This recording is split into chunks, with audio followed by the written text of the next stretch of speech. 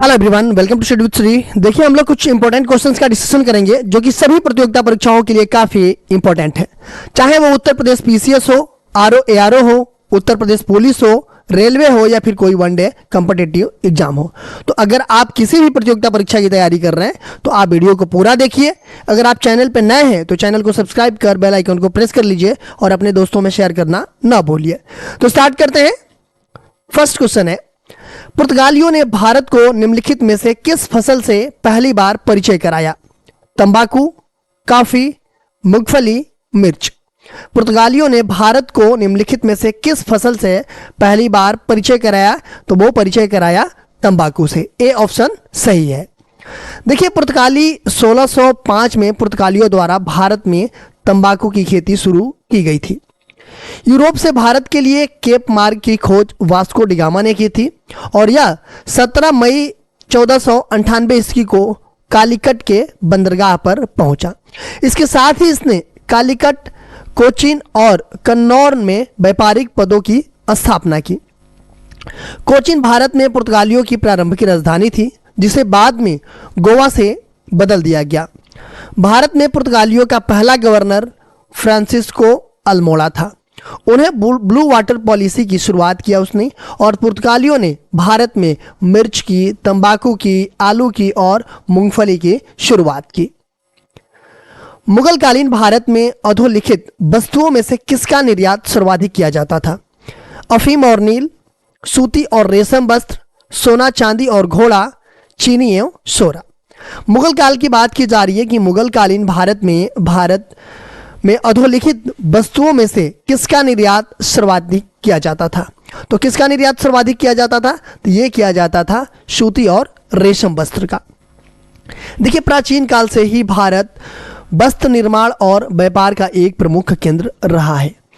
यह भारतीय अर्थव्यवस्था के लिए आय का एक प्रमुख स्रोत रहा था। मुगलकालीन भारत में सूती व रेशमी वस्त्र निर्यात की एक प्रमुख वस्तु थी। निम्नलिखित में से किसने मोहम्मद शाह से जगत सेठ की उपाधि प्राप्त की? ओमीचंद, फतेहचंद, हीराचंद, मोहनच। पूछा जा रहा है कि किसने मोहम्मद शाह से जगत सेठ की उपाधि प्राप्त की? तो किसने किया? तो ये जो है कि फतेहचंद ने किया। देखिए, सन 1723 में सम्राट मोहम्मद शाह ने धन कुबेर फतेहचंद को जगत सेठ की उपाधि से विभूषित किया तथा एक मरकत मणि भी प्रदान किया जिस पर जगत सेठ अंकित था। आगे चल करके इन्होंने राजनीति में विशेष भाग लिया और ये नवाबों को बनाने और पदच्युत करने लगे। 19वीं सदी में भारत में आधुनिक शिक्षा के प्रसार में निम्नलिखित का महत्वपूर्ण योगदान रहा? ब्रिटिश सरकार का, प्रबुद्ध भारतीय का और ईसाई धर्म प्रचारक का। पूछा जा रहा है 19वीं सदी में भारत में आधुनिक शिक्षा के प्रसार में निम्नलिखित में किसका महत्वपूर्ण योगदान रहा? तो देखिए, 19वीं सदी की बात की जा रही है, इसमें ब्रिटिश सरकार का भी योगदान रहा, प्रबुद्ध भारतीयों का भी योगदान रहा और ईसाई धर्म प्रचारक का भी योगदान रहा। मतलब कि इन तीनों का योगदान रहा। तो इट मीन्स कि ये डी ऑप्शन सही है कि 1, 2 और 3। देखिए, प्रारंभिक काल में भारत में आधुनिक शिक्षा का प्रकार केवल ब्रिटिश सरकार का कार्य नहीं था। ईसाई मिशनरियों ने पश्चिमी शिक्षा शुरू करने में महत्वपूर्ण भूमिका निभाई। देखिए, ब्रिटिश सरकार ने तो निभाई, बट ईसाई मिशनरियों ने भी इसमें महत्वपूर्ण भूमिका निभाई। 1813 ईस्वी और 1833 के बीच मिशनरियों ने कई प्राथमिक विद्यालय शुरू किए जिन्होंने भारत में शिक्षा के पुनर्गठन में महत्वपूर्ण योगदान दिया। 1829 ईस्वी में सती प्रथा को गैर कानूनी घोषित किया। लॉर्ड कर्जन ने, लॉर्ड कैनिंग ने, लॉर्ड विलियम वैटिक ने, इनमें से कोई नहीं। 1829 ईस्वी में सती प्रथा को गैर कानूनी घोषित किया। किसने घोषित किया? तो ये जो कि लॉर्ड विलियम वैटिक ने किया। देखिए, ब्रिटिश शासित भारत के पहले गवर्नर हैं जनरल लॉर्ड विलियम वैटिक। इन्होंने दिसंबर 1829 में सती प्रथा को प्रतिबंधित कर दिया। सती प्रथा होता क्या है? देखिए, एक ऐसी प्रथा है जिसमें पति की मौत होने पर पति की चिता के साथ ही उसकी जो विधवा पत्नी होती है उसको भी जला दिया जाता था। कई बार तो इसके लिए विधवा को रजामंदी होती थी, मतलब उसके मर्जी से, या कभी कभी उसको ऐसा करने के लिए जबरन मजबूर किया जाता था। ठीक है, कि जो उसके पति की चिता है उसमें भी जो है कि वो जल जाए। ठीक है, पति की चिता के साथ जलने वाली महिला को सती कहा जाता था, जिसका मतलब होता था पवित्र महिला। इसका सबसे बड़ा उदाहरण है चित्तौड़ की जो महारानी थी पद्मिनी, उनको कहा जाता है। ब्रिटिशों द्वारा भारत में एक तरफा मुक्त व्यापार की नीति को कब लागू किया गया? 1905 ईस्वी में, 1904 ईस्वी में, 1805 ईस्वी में, 1813 ईस्वी में। ब्रिटिशों द्वारा भारत में एक तरफा मुक्त व्यापार की नीति को कब लागू किया गया? तो ये लागू किया 1813 ईस्वी में। देखिए, जो 1813 ईस्वी का जो चार्टर अधिनियम था उसको ईस्ट इंडिया कंपनी अधिनियम 1813 के रूप में भी जाना जाता है, जिसने भारत के साथ ईस्ट इंडिया कंपनी के एक अधिकार को समाप्त कर दिया। चीन के साथ कंपनी का व्यापार जारी रहा और भारत के साथ चाय का व्यापार यथास्थिति रहा। इस कानून में कहा गया है कि कंपनी के शासन को 20 वर्षों के लिए बढ़ाया जाएगा, लेकिन चाय के व्यापार को छोड़ करके व्यापार एक अधिकार समाप्त हो गया। इसने स्थानीय सरकार को लोगों से कर लेने की अनुमति दी और कंपनी का लाभांश 10.5% तय किया गया। इसने भारतीय अदालतों को यूरोपीय लोगों की तुलना में अधिक शक्ति दी। औपनिवेशिक काल में भारतीय कृषकों की बर्बादी के प्रमुख कारण थे कृषि का वाणिज्यीकरण, अवऔद्योगिकरण, उच्च भू राजस्व। पूछा जा रहा है कि औपनिवेशिक काल में भारतीय कृषकों की बर्बादी के प्रमुख कारण थे। क्या कारण थे? तो कृषि का वाणिज्यीकरण, ये भी एक प्रमुख कारण था।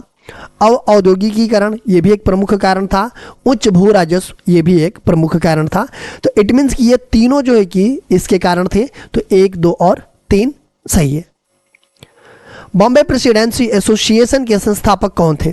Firoz Shah Mehta, Justice Ranade, Surendra Nath Banerjee, V Raghavachari. Bombay Presidency की बात की जा रही है कि बॉम्बे प्रेसिडेंसी एसोसिएशन के जो संस्थापक थे वो कौन थे? तो वो थे फिरोज शाह मेहता। देखिए, बॉम्बे प्रेसिडेंसी एसोसिएशन की स्थापना फिरोज शाह मेहता, केटी तेलंग और बदरुद्दीन तैयब जी ने की थी।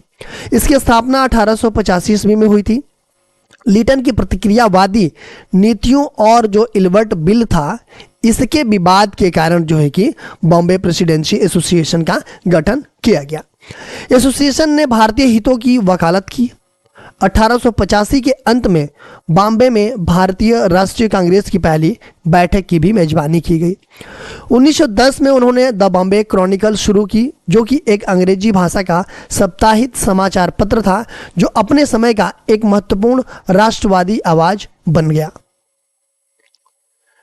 1866 ईस्वी में दादा भाई नौरोजी ने ईस्ट इंडिया एसोसिएशन की स्थापना कहाँ की? लंदन में, बम्बई में, पूना में, सैन फ्रांसिस्को में। 1866 ईस्वी में दादा भाई नौरोजी ने ईस्ट इंडिया एसोसिएशन की स्थापना कहाँ की? तो इन्होंने लंदन में किया। ए ऑप्शन आपका सही है। देखिए, दादा भाई नौरोजी ने ईस्ट इंडिया एसोसिएशन की स्थापना 1866 ईस्वी में लंदन में की। ईस्ट इंडिया एसोसिएशन की जो स्थापना हुई उस टाइम पे लंदन में जो भारतीय थे वो और जो सेवानिवृत्त ब्रिटिश अधिकारियों थे, इनका सहयोग से ये इसकी स्थापना की गई। यह भारत के बारे में मामलों और विचारों पर चर्चा करने और भारतीयों को सरकार के लिए प्रतिनिधित्व प्रदान करने के लिए एक मंच था, इंडियन एसोसिएशन। ठीक है। लॉर्ड लिविडेन ईस्ट इंडिया एसोसिएशन के पहले अध्यक्ष थे। पहले अध्यक्ष कौन थे? तो लॉर्ड लिविडेन थे। 1949 में ईस्ट इंडिया एसोसिएशन ने नेशनल इंडिया एसोसिएशन को शामिल किया तथा ब्रिटेन, भारत और पाकिस्तान एसोसिएशन बन गया।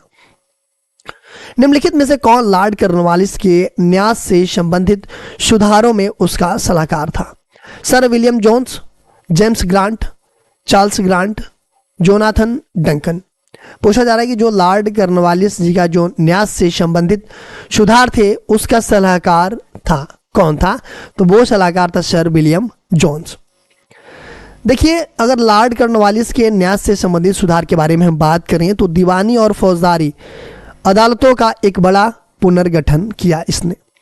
न्यायिक प्रणाली के शीर्ष पर क्रमशः सदर दीवानी अदालत और सदर निजामत अदालत, अपील की सर्वोच्च दीवानी और आपराधिक अदालतें थी। दोनों का नेतृत्व गवर्नर जनरल और उसकी परिषद द्वारा किया जाता था। भारत में अपील की 4 प्रांतीय अदालतें थीं, जो कि कलकत्ता, ढाका, मुर्शिदाबाद और पटना में स्थित थी। प्रत्येक अदालत में 3 यूरोपीय न्यायाधीश और 2 भारतीय सलाहकार थे। यूरोपीय न्यायाधीश प्रत्येक जिला और शहर अदालतों की अध्यक्षता करते थे। प्रत्येक जिलों की एक न्यायालय प्राप्त हुआ।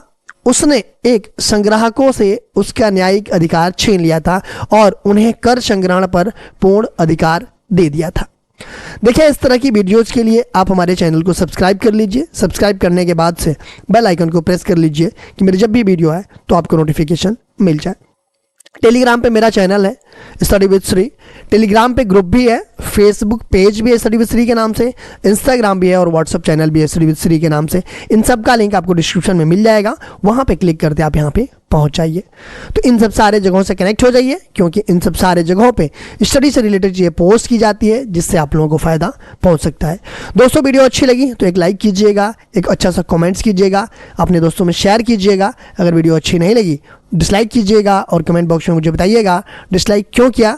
वीडियो देखने के लिए धन्यवाद।